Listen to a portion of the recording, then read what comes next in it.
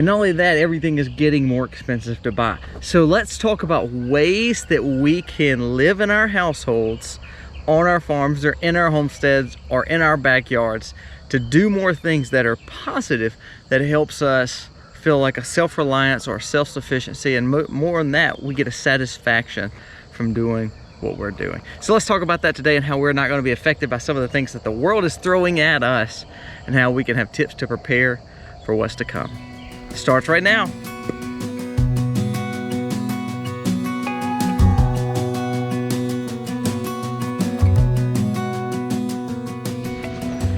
Good morning. It is very pretty here in the south. Gorgeous morning. The sun is rising. It's a beautiful day to get busy on the farm. Today's video is going to be a little different. We're going to be talking a little bit about how the world affects how we live here on our homestead, and also how we prepare to be more self-reliant, more self-sufficient. Now, just a little disclosure here, if you don't see the world getting a little worse, that's okay, but this video could help you because it helps prepare us for when times do maybe go up and down, and how we hit valleys in our own lives and also valleys in this world. So let's start off with saying this. If we're wanting to be more self-sufficient, self-reliant, we have to learn to depend more on what we have been blessed to do. So when we think about our lands, or we think about our farm, or we think about our backyard, how can we utilize it better? Now, if you don't think like I do, I think that a great reset, or a great transitional time, or a global food issue, especially hitting third world countries and some of the ones that are less fortunate than even America, but even touching America, I don't know, I believe that's going to happen. However, say you don't believe that. Let's just talk about what we see right now. We see inflation being absolutely crazy. JP Morgan Chase, who I don't even really trust, but even they're predicting that gas will be around $6 to $6.20 by the end of summer. That is huge. So now let's talk about things and ways that we cannot depend on the government and maybe the world that we live in, and try to be more self-reliant, or self-sufficient in what we're doing. So we're going to talk about some tips that hopefully will help you, but also it has helped us over the last decade, and hopefully we're always going to get better. Our goal is to always get 1% better a day. So therefore, when we look back 6 months from now, we're a whole lot better than we were 6 months from then. So first tip is you've got to get out of debt. You've got to find ways to either mitigate your debt, or you've got to find ways to quit spending money. You need to start hoarding cash.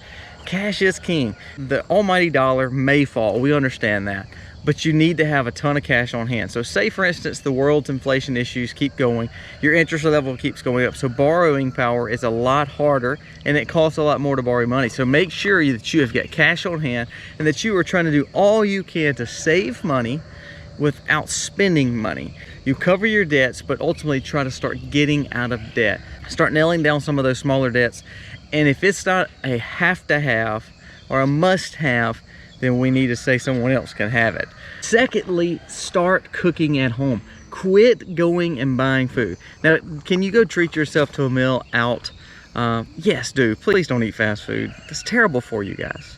But if you want to go out and eat for a special occasion, that's okay. But let's get budget savvy, and let's make sure that we are trying to eat from home.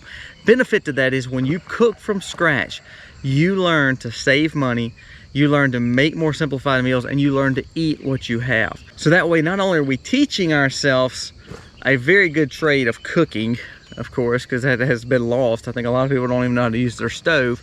But not only does it teach us to spend time around the dinner table with your family, which is so important, with your spouse, with your children, but also it helps us enjoy scratch cooking. It helps us spend time together in our home. It helps us be innovative in making this meal plan up. So there's benefits to it, not just saying that we're going to cook from home. It helps you save money, helps you spend time with the ones you love, helps you spend quality time in your home and utilizing the things you have, being innovative with that. So get to cooking, guys.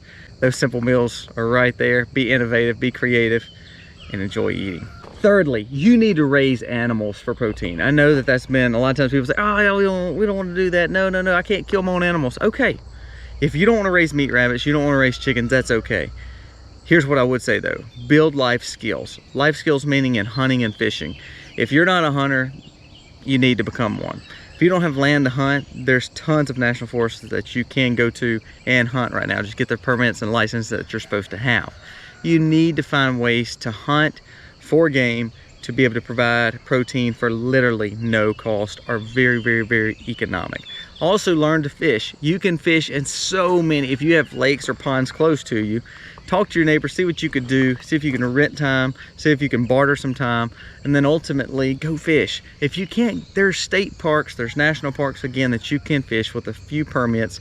Again, not dependent on the government, but learn to be self-reliant and self-sufficient. Learn how to fish, learn how to hunt, learn how to clean those fish and those deer or whatever you're choosing to hunt. You are taking this opportunity to utilize ways to be self-reliant, self-sufficient, and provide yourself with economic meat. Say you can't raise on farm, that's okay. Say you live in the suburb, you can go fish and you can hunt. So learn to do those things. Fishing supply is dirt cheap. You could go to Walmart and buy a $20 rod and reel, spend $3 or $4 on some bait, and you can go fish and you can catch as much fish as you want. As we talked about, not only is it fishing and hunting, providing food for yourself, you're spending quality time with your family, you're spending quality time being able to do things together, building life skills together, and having fun. Fishing is fun, hunting is fun. Use those things to benefit you and your family. That way you're not dependent strictly on Walmart beef or the price of soaring inflation right now. You can provide economic meat for yourself. Read books. That's my next one. You need to read books. Misty is reading herbal books right now. I've read tons of Joel Salatin, Gray Judy books. You're reading tons of books to build knowledge on what you're doing. So if I'm working on rotational grazing, not that I won't look at things on the internet, but you need to depend on hand paper books. Paper books will always be with you. We have bushcraft books, we have survival books, we have books on prepping, we have books on preserving, we have books on herbs and building medicines from home. Learn to read and gain knowledge and wisdom. As we talked a little bit ago, having 1% better a day makes us look back and say, man, look at where we've come from, and now look at where we're at. This farm was just a field of pine. Now it's a working farm because it got better just a little bit along the way. Same way with us. Build a wisdom by reading books, gaining knowledge, and understanding how you can benefit your family. Especially as a man, you need to be doing all you can to provide for your family. And that's not just financially, that's spiritually. That's being the spiritual head of your household. That's gaining wisdom, teaching your children the value of work, life skills, and leading your wife, and making sure you have a family structure that is ready to go through whatever we are going through, whatever is to come. If it's another pandemic, if it's a war, whatever it may be, we need to be prepared for it. And reading books is a big deal.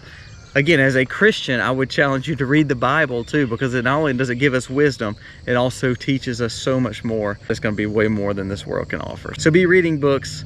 Next point. Learn to eat in season and forage. You need to learn who your local farmers are. If you're going to farmers markets, you're rocking it. Keep going. If you're growing your gardens, keep growing it.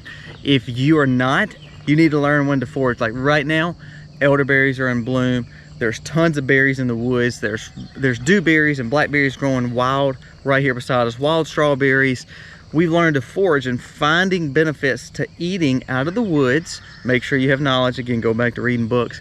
But understanding what is this you're harvesting. There is so many medicinal benefits. There's so many herbs. There's so many quote unquote weeds that we grow out in our forest that are very beneficial to us. So learn to forage and learn to eat in season. If it's cool weather, you don't need to be worried about trying to eat some of the things that you can grow in hot weather. Learn to conserve. So in cool weather, you may want to learn to eat more leafy greens, broccolis, cabbages, so forth.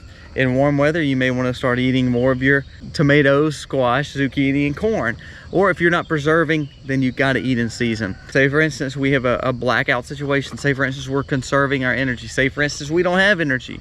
By eating in season, that allows you to eat those vegetables, forage for the food, provide nutrients and calories for your body when you don't have to cook it, when you don't have to preserve it. You can eat in season, learn to forage.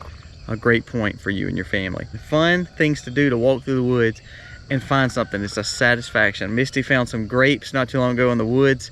We'll have a video linked to that below. It's one of our vlogs, but it is so cool to find little patches of all this wild stuff that you can utilize, and also building a community with your farmers that you can go buy local goods from them, local eggs from them, local seasonal foods from them, because it helps us build our community, which is the next point.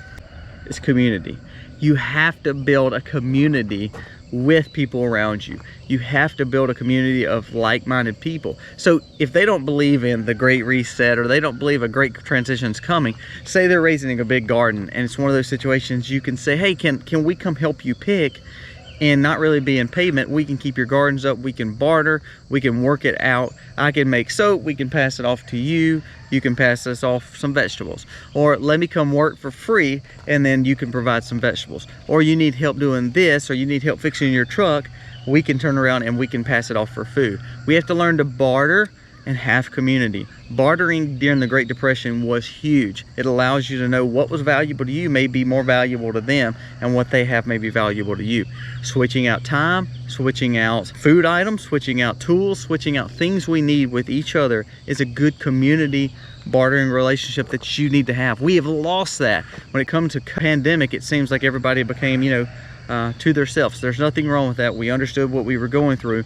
However, now we need to build communities of like-minded folks to understand the value of bartering, building systems together, and learning from each other and helping each other along the way. One thing we forgot is to help each other. This point again wraps up saying community, bartering, and helping each other. Last point we're going to talk about is learn to be uncomfortable. And what I mean by that is there's times I do not want to go out and milk at 4 o'clock in the morning and get soaking wet from a storm. There's times I don't want to pick a garden when it's 100 degrees outside. There's times I don't want to go out and catch sheep when they're out at 2 o'clock in the morning. Now, that is some of the things that I may inconvenience myself with. Now let's get real and say, okay, you don't own a farm, you just live in your home in the suburbs. You live in an apartment. Learn to inconvenience yourself. Learn to say, I'm gonna turn off my air and not have air for a little bit. Learn to turn off the TV, learn to turn off the lights, learn to do things that you may have gotten convenience to. Learn to put away the phone, read the book. Learn to go out and camp in a tent in the national forest or the state parks. It's like $7 to tent camp in our local park here.